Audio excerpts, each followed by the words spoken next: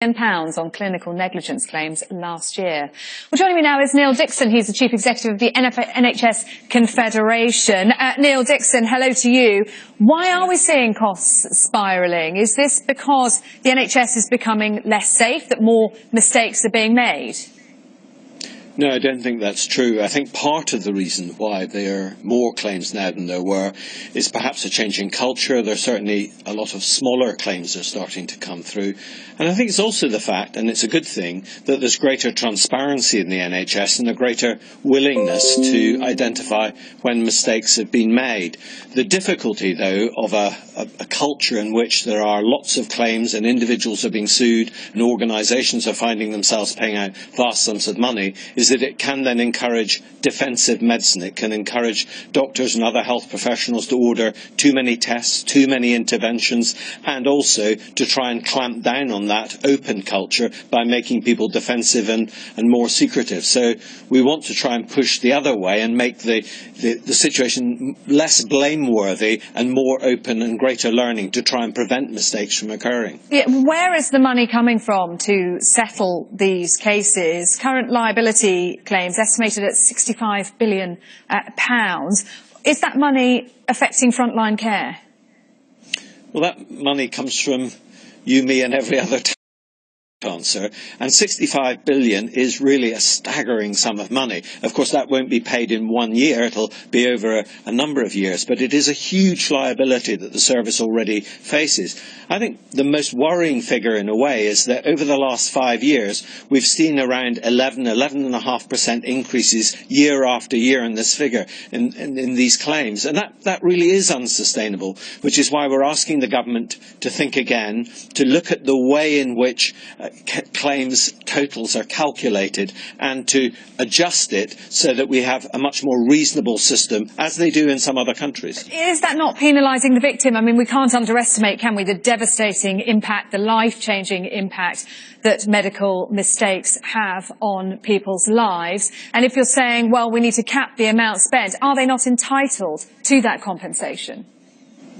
They are entitled to compensation, and you're absolutely right. I don't think you can possibly underestimate the impact that it has, and it's really difficult even to imagine what it is like for parents having to come to terms, for example, with a disabled child. The reality, though, is that we have to balance what is affordable for society as well as being just and fair to individual victims, and we have to get that balance right. We have a free healthcare system in this country, and I think that should be taken into account when calculating compensation claims. But I think it is a question of finding a balance. It's not saying that people shouldn't have a right to compensation. They absolutely should. Nor is it saying that the NHS can be complacent in any way about mistakes. We have to continue the campaign to reduce the number of mistakes that are made and to try and build a safe culture and a learning culture. But you talk about reducing mistakes, but let's look at obstetrics, for example, which accounts for half of the cost of medical negligence litigation. The Royal College of Midwives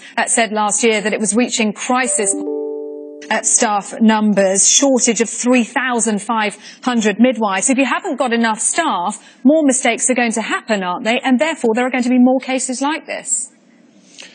I don't think you can underestimate for a moment the pressures that there are on frontline services. On the other hand, if you restrict the money by 1.7 billion, which we did last year through paying out clinical negligence claims, of course that adds to the woes of my members who every day are having to make decisions about what is provided and what is not provided for the health service, and just as, or more importantly, what frontline staff are facing when they come on duty and find there are gaps in the rota. So you're quite right. Of course, as funding is restricted to the health service, there's no doubt it raises patient safety issues in all aspects of care.